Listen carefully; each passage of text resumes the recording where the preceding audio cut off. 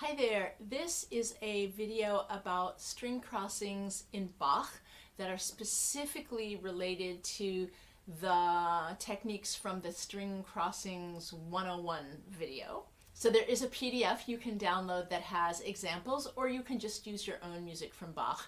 The PDF has bar numbers that allegedly correspond to the bar numbers in the actual Bach music, if you want to look at it that way.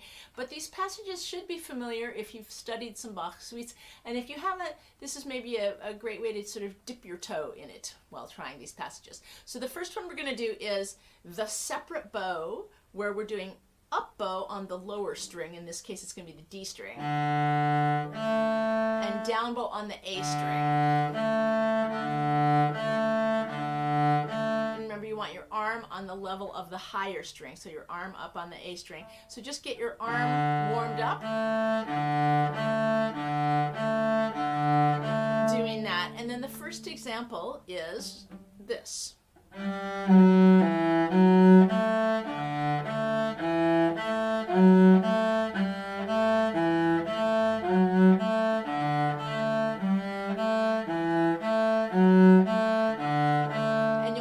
That I'm trying not to flap my fingers up and down. I have to kind of pivot my hand up to get onto my fingertips when I'm here in first position.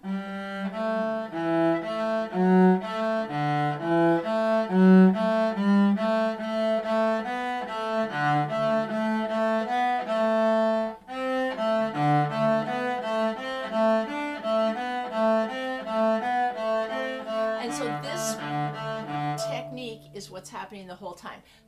Ideally, I'm able to do that automatically enough that then I can think about my left hand, get myself on my fingertips, conscious not to flap up and down. And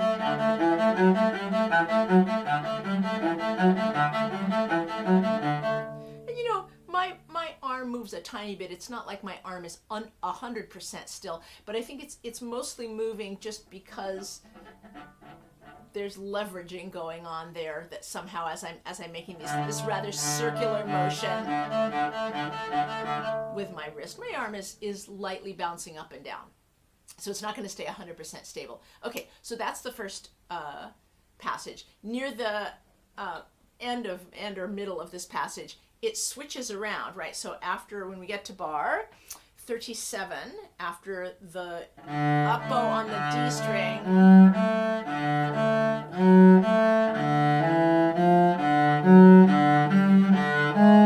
of course those are just straight out to the side, elbow opening, because you're going to be in the upper half for this, right? Now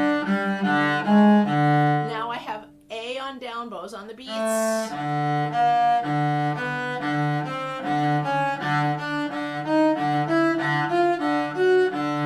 Again, just this is the basic back and forth dropping finger stroke. And here,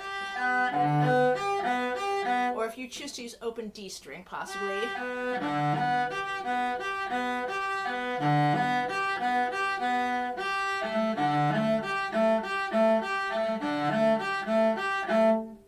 it's a little easier if you use the open D, because then you don't have to go down to the G string. And there's a lot of different bowings that go on for that, so I've put a kind of a simple one to help you work on this wrist bend situation.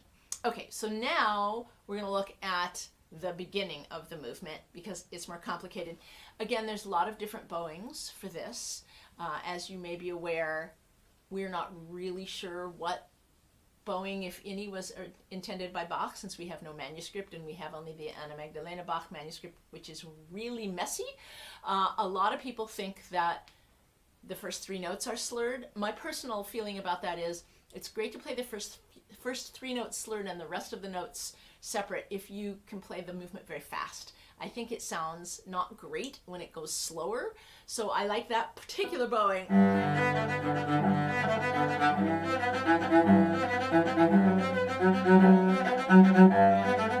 When we're going a kind of a fast clip, which most people don't play. And you'll notice when I do that bowing that I'm definitely doing this separate bow wrist thing. And so if that's the bowing that you like, there's a good place to practice that. The bowing that I actually play this movement with is 2 bows per bar, 2 long slurs. And this gives you an opportunity to practice a different kind of wrist hinge. So even if you prefer it with 3 notes slurred and the rest of the bar separate, or the rest of the pattern separate, I guess, give it a try, all slurred, as an exercise for using your wrist in this slurred manner.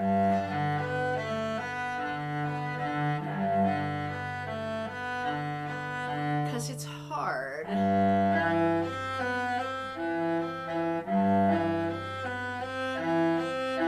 So you'll notice that I do come down with my elbow for the G's.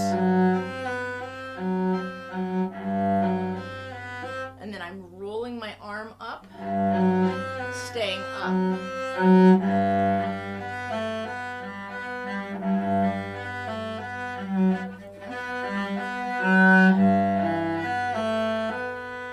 Cross strings with the wrist. Cross strings with the wrist.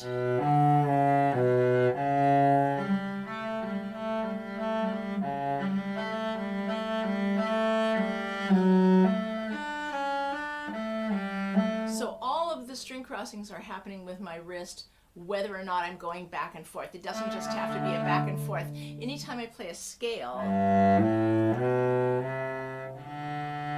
I'm leading with my wrist.